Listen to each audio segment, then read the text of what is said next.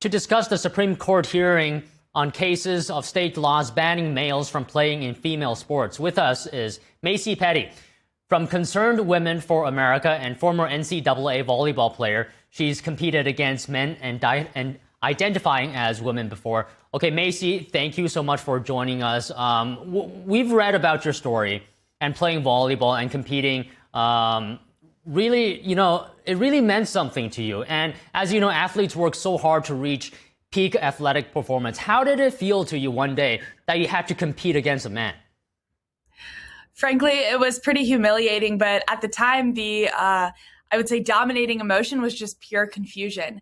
I have graduated college. I'm now working full-time in DC, but this was back in my recruiting process to play in college. So we're talking about 6 or 7 years ago now, when I had to play against this boy who was identifying as a woman and therefore got to exempt himself from all of the rules of the game that say men have to play on men's teams.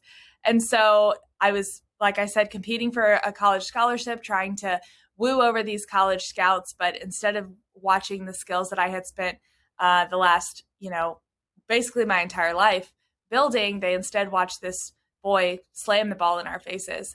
It's an important note that in volleyball, men's nets are over 7 inches higher than women's nets. There's a reason. Of course, the play of the game also looks totally different for men just because their bodies are different. And so this was not only unfair, it was humiliating in front of these college scouts, but it was also unsafe. I have friends who have played volleyball against men and have suffered serious, serious injuries at the hands of a male competitor. So at the moment and perhaps the time afterwards, what did you feel? Did you feel, for example, pressured to not talk about your feelings, to stay quiet? Well, like I said, this wasn't really an issue that had made its way to the political landscape yet, at least as far as I knew it. By no means was it part of a political campaign or anything like that. It was just plain on its face cheating. Never in a million years would I have guessed that someone would actually advocate for this as progress. Nobody really thought that at this time. It was just obviously cheating. And so I kind of assumed that USA Volleyball, which was the sanctioning organization over the event, was going to find out that this boy was cheating and put a stop to it. And man, was I wrong. Ever since, when in trying to advocate with USA Volleyball, I've learned that this is exactly the future that they envision for female athletes. So that's when I joined Concerned Women for America. I used all 4 years that I was a college athlete in the NCAA to try and advocate for change and protect women on the basis of sex. And now I'm here lobbying in the halls of Congress for the same thing. I'm really grateful for organizations like Concerned Women for America who have been fighting this fight long before it was cool or politically popular, definitely before I thought that this was an issue we had to fight until it was literally spiked in my face. So, Macy, the plaintiffs in this case claim that the use of puberty blockers or hormones eliminate physical advantages. What do you say to that? Of course it doesn't. We saw that plain on its face when the NCAA allowed Will Thomas, to compete in the women's swimming categories. And he stood at 6'4" tall, all, dominating over these women. Of course, there's so many parts about his body that would not change no matter how many synthetic hormones he pumped his body with, primarily being his height, his hand size, his feet size, but then, of course, lung capacity and things like that, too.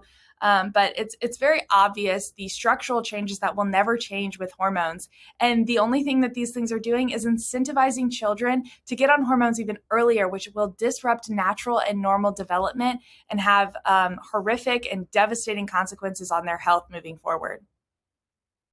Okay, can you also talk to us about this case for you? Is it about fairness in women's sports? Is there more than that? Of course, there's more than that. To me, as a female athlete, it does hit home for me. I can sympathize with these female athletes that we're talking about. This isn't just a category of human beings. This is women who are fighting every day, waking up early, trying to increase their vertical and eat right and get faster and all these things. But no matter how hard they do them, they'll never be able to have the same biological advantages that a man would have over them just for purely existing and being born that way. But it goes far beyond that. For me, I'm a Christian woman, and I believe that God created us male and female. I know that to be true. It's self-evident all around me. And I can see very clearly that this is a spiritual attack attack against our Creator and denying what He said to be true. And that, like I said, I see all around me. And so I'll continue to defend women, not just in sports, but throughout all creation, because this is truly about the dignity of women. Women are about so much more than just a costume or an identity. So how consequential will this ruling be for women's sports and overall generally? It'll be definitely a big consequential decision. I will say I'm very confident going into it. Really, this is such a simple decision. They're arguing whether these laws that say men have to play on men's teams are valid and consistent with the Equal Protection Clause of the Constitution, which is quite ironic to me because there's nothing equal about allowing a man to bypass the rules that women have to abide by and other men have to abide by. It's what keeps things equal and fair. There's nothing equal about exempting a man from the rules because of the way he identifies. So I think personally, this is a slam dunk for us. It's true on its face. Anyone who reads this case with a clear and blind view, as they should, as justices sitting on the Supreme Court, they will vote the right way on this. But it is true that if the Supreme Court somehow devastatingly comes out and says that these laws cannot stand, that would be horrible for the future of women's sports and beyond just sports, but the dignity of women.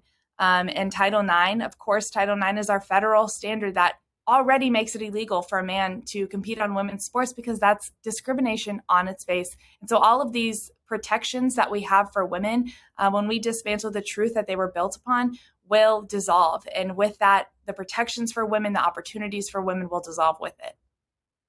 Well, I want to say a guest I spoke to yesterday said that he thinks the ruling will be 6-3 in favor of upholding the ban. Okay, Macy, really appreciate again you talking to us today. Thank you so much. Yeah, thanks so much for having me. I appreciate it.